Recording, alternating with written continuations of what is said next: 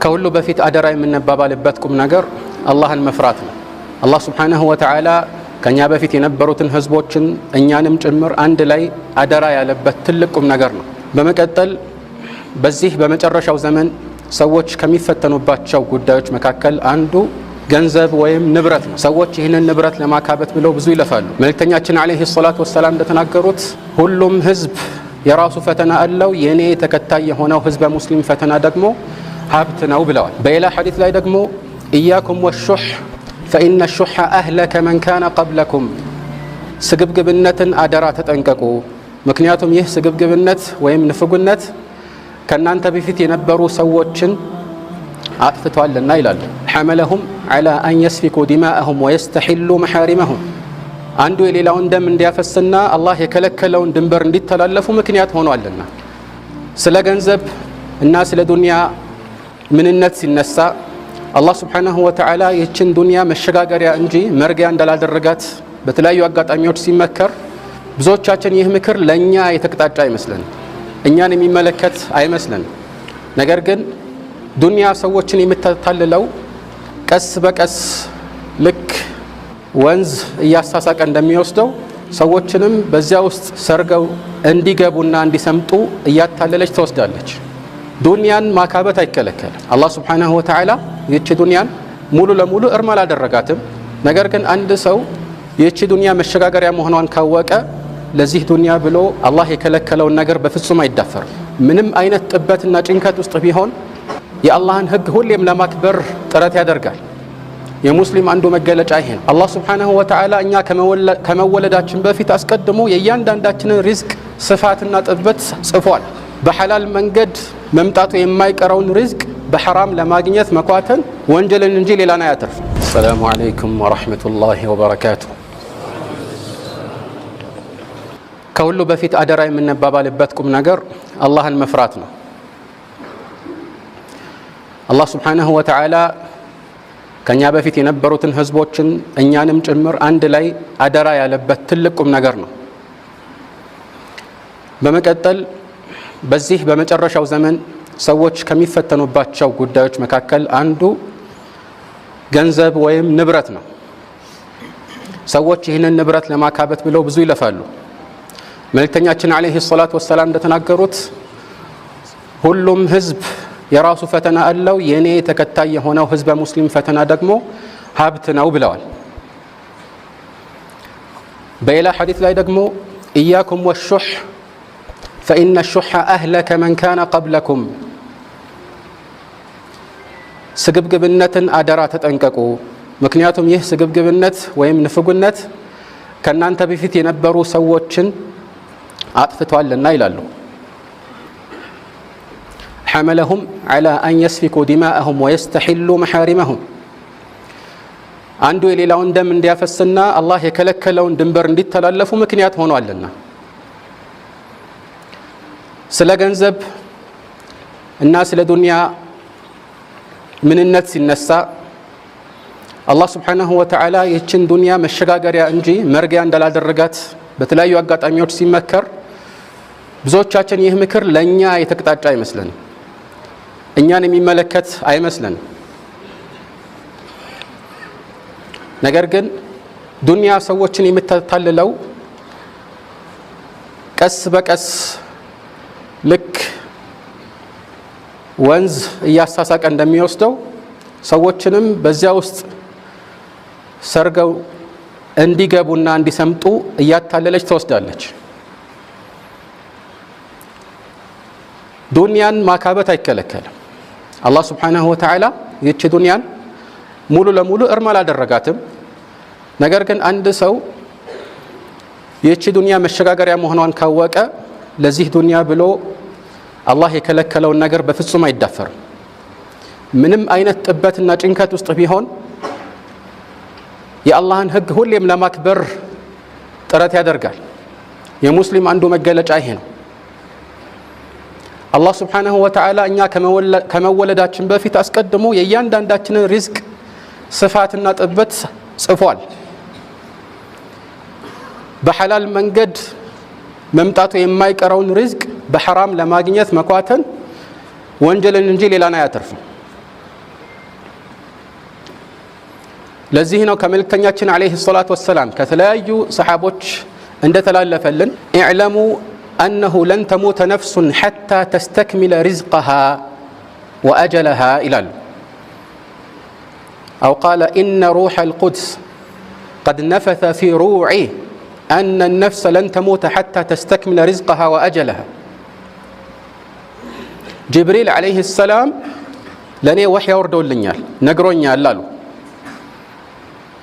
ማንኛውም ነፍስ አላህ Subhanahu Wa Ta'ala የወሰነላትን ሪዝቅ እና የጊዜ ገደብ ሳታሟላ በፊት እንደማትሞት ወይም ወደ አኺራ እንደማትሄድ ነግሮኛል አሉ። በመቀጠል ምን አሉ? ፈተቁላህ ወአጅሚሉ ፊ الطلب አላህን ፍሩና የሪዝቅ ወይም የሲሳይ አፈላለጋቸውን አስተካክሉ አሳምሩ አሉ። ولا يحملن أحدكم استبطاء الرزق على أن يطلبه بمعاصي الله فإنما عند الله لا ينال إلا بطاعته أو كما قال አንዳችሁ ሪዝቅ ቆየብኝ ብሎ ማሰቡ ከሐላል ውጭ በሐራም እንዲፈልገው እንዳያደርገው አሉ። ለምን? አላህ ዘንድ ያለው እሱን በመታዘዝ እንጂ የሱን ትእዛዝ በመጣስ የሚገኝ አይደለምና። ዛሬ ባለንበት ተጨባጭ ብዙዎች ዘንድ የኑሮ ውድነት፣ የዋጋ ግሽበት ትልቅ የመነጋገሪያ ርዕስ ሆኗል። ብዙዎቻችን እየተጨነቅንበት እንገኛለን። ይህ ከሁሉ በፊት እኛ ከምናስባቸው ዱንያዊ ቁሳዊ ምክንያቶች ባሻገር አላህ የወሰነውና አስቀድሞ የቀደረው መሆኑን ማወቃችን ግዴታ ነው። ዋጋን ከፍና ዝቅ የሚያደርገው በእውነት አላህ ብቻ ነው። جاء في السنن من حديث أنس رضي الله تعالى عنه أنه قال غلى السعر على عهد رسول الله صلى الله عليه وعلى آله وسلم فقالوا يا رسول الله سعر لنا فقال إن الله هو المسعر القابض الباسط الرازق وإني لأرجو الله أن ألقاه وليس أحد منكم يطلبني بمظلمة في دم ولا مال. بملكتنيو عليه الصلاة والسلام زمن واقع تودد نورو بتأم كبدا مالتنا بزيك زي ملكتنيو عليه الصلاة والسلام قال صحابوش مدونا سعر لنا الواتشو ማለት የዋጋ ገደብ አድርግልን ማለት ነው። ነጋዴዎች ከተገቢው በላይ ከፍ ያለ ዋጋ ጨምረው እንዳይሸጡ በከፍተኛ ዋጋ እንዳይሸጡ ገደብ አድርግልን አሉ። መልእክተኛው አለይሂ ሰላቱ ወሰላም ምን አሉ? የዋጋን ገደብ የሚያስቀምጠው ለሰዎች ሲሳይን የሚዘረጋው ወይም ደግሞ የሚነፍገው የሚሰጠውም አላህ ብቻ ነው አሉ። እኔ ደግሞ አንዳችሁንም በሆነ ባላሰብኩት ምክንያት ቢሆንም በድዬ ወደ አላህ መሄድ አልፈልግም፣ በገንዘብም ይሁን በደም ጉዳይ ላይ አንዳችሁንም በደል አልፈልግም አሉ። ይህ ማለት በብዙዎቹ ዑለማዎች ዘንድ እንደተብራራው አንድ ሰው እንዲሁ ከተለመደው ዋጋ በላይ የፈለገውን ነገር ወይም የፈለገውን ያህል ጨምሮ መሸጥ ይችላል ማለት አይደለም። አሁን መሰረታዊ በሆነ መልኩ በሸሪዓ የተቀመጠ ገደብ የለም። ነገር ግን በተቻለ አቅም ለሰዎች ማዘን ተገቢ ነው። ይህ ውስን ግብይት በሸሪዓ የማይፋረስ ቢሆን እንኳን ምናልባት ለሰው ባለማዘኑ በአላህ ዘንድ የሚወቀስበት ሁኔታ ሊኖር ይችላል። ለዚህ ነው በሌላ ሐዲስ ላይ መልእክተኛው አለይሂ ሰላቱ ወሰላም كما عند البخاري وغيره من حديث أبي هريرة አንድ ሰው ሲሸጥ ወይም ደግሞ ሲገዛ ወይም ደግሞ እዳውን ሲቀበል በተረጋጋና በገራ መልኩ ከሆነ አላህ ይዘንለት ብሏል። رحم الله امرأ سمحا إذا باع وإذا اشترى وإذا اقتضى መልእክተኛው አለይሂ ሰላቱ ወሰላም ለእንደዚህ አይነት ሰው ዱዓ ያደርጋሉ። ትንሽን ትርፍ ለማግኘት ብሎ ሰዎችን መጉዳት ተገቢ አይደለም። አብዛኛውን ጊዜ በንግድ ላይ የተሰማራው ማህበረሰብ ምንም አይነት የዋጋ ንረት ቢኖር ይህን ያህል የጎላ ጉዳት አይደርስበትም። በአኗኗሩ ዘይቤ ላይም የሚደርስ ተጽዕኖ የለም። አብዛኛውን ጊዜ ጉዳት የሚያጋጥማቸው በደሞዝ የሚተዳደሩ ናቸው። እነሱም ደግሞ አላህ ብሎ ከጊዜ በኋላ ደሞዛቸው መጨመሩ አይቀርም። አላህ Subhanahu Wa Ta'ala ለእያንዳንዱ ሰው ገና ሳይወለድ በፊት ሲሳዩን እንደሚለግሰው ቃል ከገባ ዋስትና ከወሰደ ምን የሚያስፈራ ነገር አለ? ዋጋ ከመጨመሩም በፊት ከጨመረም በኋላ ሰዎችን የሚረዝቀው አላህ ነው። ይሄን የሚያሳይ ምሳሌ ካስፈለገ ብዙዎቻችን በልመና የሚተዳደሩ ወንድሞችና እህቶች ሲያጋጥሙን ምናልባት የዛሬ 15 ዓመት ወይም 10 ዓመት የምንሰጠው 1 ብር ሊሆን ይችላል። ዛሬ ግን ብዙዎቻችን 10 ብር ወይም ከዛም በላይ ልንሰጥ እንችላለን። ደሞዝ የላቸውም፣ ግን እነሱንም አላህ Subhanahu Wa Ta'ala ይረዝቃቸዋል። وما من دابة في الأرض إلا على الله رزقها ويعلم مستقرها ومستودعها كل في كتاب مبين በምድር ላይ ምንም አይነት የሚንቀሳቀስ ተንቀሳቃሽ እንስሳ ካለ አላህ ሪዝቁን የሚሰጠው ቢሆን እንጂ ሌላ የለም። ለሁሉም ይሰጣል፣ ለሰው ብቻ አይደለም፣ እኛ ለማናውቃቸው እንስሶችም ጭምር።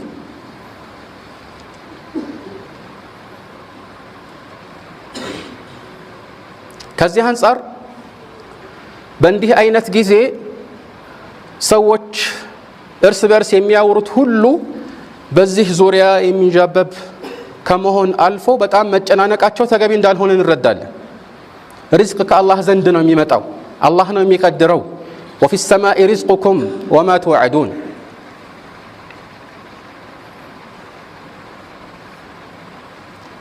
መልእክተኛችን عليه الصلاة والسلام لو أنكم تتوكلون على الله حق توكله لرزقكم كما يرزق الطير تغدو خماصا وتروح بطانا ይላሉ።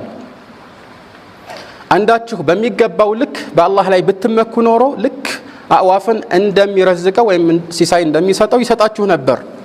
በባዶ ሆዷ ትወጣለች፣ ሆዷ ሞልቶ ትመለሳለች። በማለዳ ባዶ ሆዷን ትወጣለች፣ ስትመለስ ሆዷ ሞልቷ ነው የምትመለሰው። ያ ከመሆኑ ጋር ግን ይህ ሁሉ የዱንያ ጉዳይ መሆኑ መረሳት የለበትም። ዱንያ እንዲያው ለአኺራ መሸጋገሪያ ስለሆነች እንቆይባት እንጂ ዋናው ትኩረታችን መሆን የነበረበት አኺራ ላይ ነበር። አላህ Subhanahu Wa Ta'ala ወላ ተንሳ ነሲበከ ሚነ ዱንያ ይላል። ከዱንያ ምንም ያህል ድርሻህን አትርሳ። ከዱንያ ነው አትርሱ የተባልነው እንጂ አኺራውን እኮ አትርሱ አልተባልንም። የአኺራ ጉዳይ መታወስ ራሱ አያስፈልገውም። ሁሌም ጭንቃችን፣ ትልማችን ጠዋት ማታ ሊያስጨንቀን የሚገባው ያ ዘላለማዊ ህይወት ነው። ግን ያ ሲሆን ዱንያን አትርሱ ነበር የተባልነው። እኛ ዛሬ የምንተዋወሰው ስለ አኺራ ነው። ረባካችሁ አኺራን አንርሳ እየተባባልን ነው። መልእክተኛችን عليه أفضل الصلاة وأزكى التسليم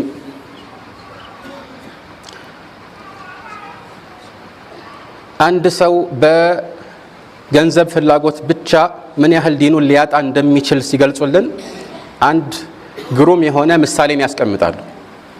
ففي السنن من حديث كعب بن مالك أن النبي صلى الله عليه وعلى آله وسلم قال ما ذئبان جائعان أرسلا في غنم بأفسد لها من حرص المرء على المال والشرف لدينه ላሉ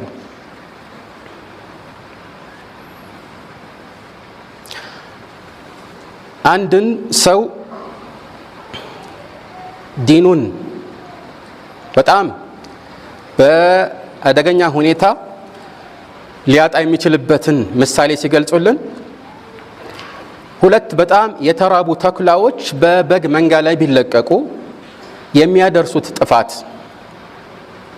እና አንድ ሰው ለንብረት ወይም ለሀብትና ለክብር ለምሳሌ ለስልጣን ብሎ የሚተገበረው ተግባር ዲኑ ላይ የሚያደርሰው ጉዳት ሲነጻጸሩ ሁለቱ ተቀራራቢ ናቸው። ስለዚህ ተኩላዎቹ በጎቹ ላይ በዚህ መልኩ የሚያደርሱት ጉዳት አንድ ሰው ለሀብትና ለስልጣን ያለው ጥማት በዲኑ ላይ ከሚያደርሰው ጉዳት ብዙ የተለየ አይደለም እያሉ ነው። ምን ያህል ከባድ እንደሆነ እናስተውል። ችግሩ ደግሞ ሁላችንም ምንም ያህል በቂ ሪዝቅ ብናገኝ ሀብት እንዳገኘን አይሰማንም። ምክንያቱም ሀብት የእውነት በልብ ውስጥ ነው መኖር የነበረበት። አልጊና ጊና ነፍስ እንዳሉት መልእክተኛው ዓለይሂ ሰላቱ ወሰላም የነፍስ ሀብታምነት መብቃቃት ነው እውነተኛ ሀብታምነት የሚባለው።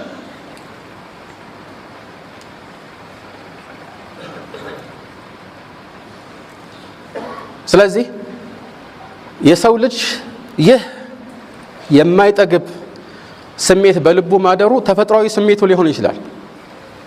ለው አነ ሊብኒ አደመ ዋዲየን ሚን ዘሀብን ለተመና አን የኩነ ለሁ አኸር። ሌላ ዘገባ ላይ ለው አነ ሊብኒ አደመ ዋዲየይን ሚን ዘሀብን ለተመና አን የኩነ ለሁ ሳሊስ ወለን የምለአ ፋሁ ኢላ ቱራብ ወየቱቡ ላሁ ዐላ መን ታብ ይላሉ ዐለይሂ አፍዶሉ ሰላቱ ወአዝካ ተስሊም። አንድ ሰው በወርቅ የተሞላ ሸለቆ ሀብት ቢኖረው ሌላ ሁለተኛ እንዲኖረው ይመኝ ነበር። ሁለትም ቢኖረው ሶስተኛ እንዲኖረው ይመኝ ነበር። እድሜ በጨመረ ቁጥር ለሀብት ያለን ጉጉትም እየጨመረ ይሄዳል። ግን ይህንን ተፈጥሯዊ ስሜት የሚያግትልን አኺራን ማስታወስ ነው። ዱንያ መሸጋገሪያ እንጂ ሌላ እንዳልሆነች ሁሌም መተዋወስ ነው። አሁን ሁሉም ሰው በዱንያ ላይ ተመችቶት ላይሆን ይችላል። ነገር ግን የተመቸው ቢያንስ ይህንን ማስታወስ አለበት። ያልተመቸው ደግሞ ሰብር ማድረግ አለበት። አንድ ሰው አላህ መልካም ሀብትንና የዱንያ ድሎትን ስለሰጠው በማመስገኑ የተነሳ ትልቅ ደረጃን ይጎናጸፋል። ይህም በማጣቱ ደግሞ ትዕግስት በማድረጉ የተነሳ እንደዚሁ ትልቅ ደረጃን ይጎናጸፋል። ዱንያ ፈተና እንጂ ሌላ አይደለችምና ይህች መሸጋገሪያ ዓለም ለጥቂት ጊዜ የምንኖርባት ነች። ለዚህ ነው መልእክተኛው ዓለይሂ ሰላቱ ወሰላም ማሊ ወሊድ ዱንያ አሉ። እኔና ዱንያ ምን አገናኘን አሉ። ይህንን ያሉት በተኙበት አጋጣሚ የተኙበት ሰሌን ምቾት ስላልነበረው ፊታቸው ላይ ምልክት እንዳወጣ ሰሓቦች ስላዩ ነበር። ማሊ ወሊድ ዱንያ አሏቸው። ማ አነ ፊ ዱንያ ኢላ ከመተሊ ረጁሊን እስተዘለ ተሕተ ሸጀራ ثم راح وتركها አሉ።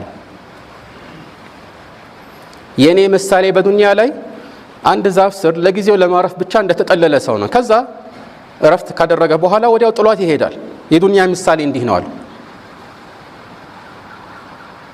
ይህንን በተግባር ከተገነዘብንና አላህ ስብሓነሁ ወተዓላ ባለን እንድንብቃቃ ዱንያም ከጨመረልን ደግሞ ለኸይር እንድናውለው እንዲያደርግን ከለመነው ስኬታማ እንሆናለን። እውነተኛ ስኬት ማለት በዚች በዱንያ ላይ የሚያሳልፈውን ህይወት ኸይር በመስራት የሚያሳልፍ ሰው ስኬት ነው። ብዙዎቻችን በዚህ በዱንያ ላይ ኖረን እናልፋለን። ይህ ነው የሚባል አሻራ ሳናሳርፍ እንደ ማንኛውም የምድር ሸክም ሆነን እናልፋለን። ሙስሊም ግን እንደዛ መሆን የለበትም። ሙስሊም በዚች ምድር ላይ ጥሩ ነገር ሰርቶ መልካም አሻራን አሳርፎ ነው ማለፍ ያለበት።